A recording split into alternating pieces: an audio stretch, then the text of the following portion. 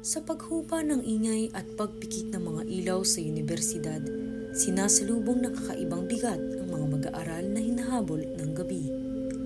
Lumipas man ang hirap sa klase, nananatiling nakaabang ang pangamba sa labas ng pamantasan. Yung lagi kong sinasakyan, jeep. Actually, 2 jeep siya pauwi sa bahay. And almost 20 to 30 minutes siya.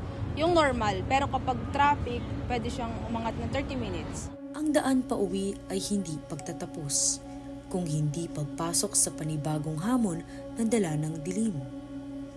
Ang bawat commute ay isang paglalakbay na may binabantayang anino sa bawat hakbang. Siyempre, takot ka ba? Kasi gabi nga eh.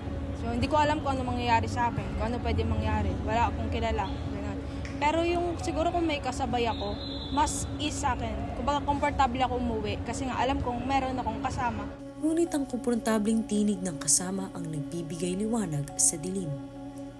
Sa kanilang presensya, nagmimistulang hele ang mga nakapangangambang bulong ng takot. Subalit paano kung mag-isang harapin ang karimlan ng gabi?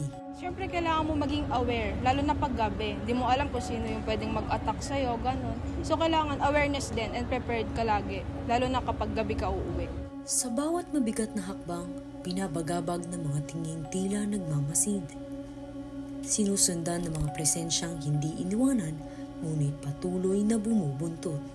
Siyempre kapag madilim, katulad ng sabi ko kanina, hindi ko alam kung sino yung pwedeng lumapit sa akin, hindi ako aware sa mga nangyayari. Kapag naman may ilaw, siyempre aware ka, may mga tao pala sa paligid mo, pwede ka maging prepare. Then yung kapag may tao naman ikaw na nakapaligid sa'yo, mas mapifeel mo na safe ka, na tama yung landas na tinatahak. Kahit sa nakagawi ang lugar, nagiging banyaga ang bawat taong bihasa rito pagsapit ng gabi. Mahirap maging mapanatag lalo na't walang katiyakan sa lansangang binabalot ng dilim. Aside from, ito yung schedule na napili ko, syempre, iisipin ko rin na maaga pa to para sa iba. Kung iba nga, yung mga nagtatrabaho, lampas 9 pa. Kumbaga, madaling araw na sila umuwi. Kung kaya nila umuwi ng gantong oras, syempre makakaya ko rin. Lalo na alam ko yung rutang tatahakin ko. Kumbaga, familiar na ako eh. Kung kaya nila, kaya ko rin. Sa huli, ang lahat ay maaaring likha lamang ng isip. Isang pangambang binubuhay ng mga guni-guni sa dilim.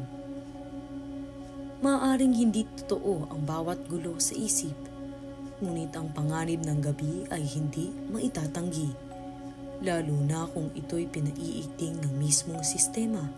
Paano kung ang kakulangan sa transportasyon ang siyang dahilan kung bakit napipilitang umuwi ng mas gabi ang mga estudyante? Sino ang hindi matatakot kung ang bawat kanto'y nilalamon ng dilim at sa baku-bakong daan ay hindi mo na alam kung anong panganib ang maaaring sumulpot?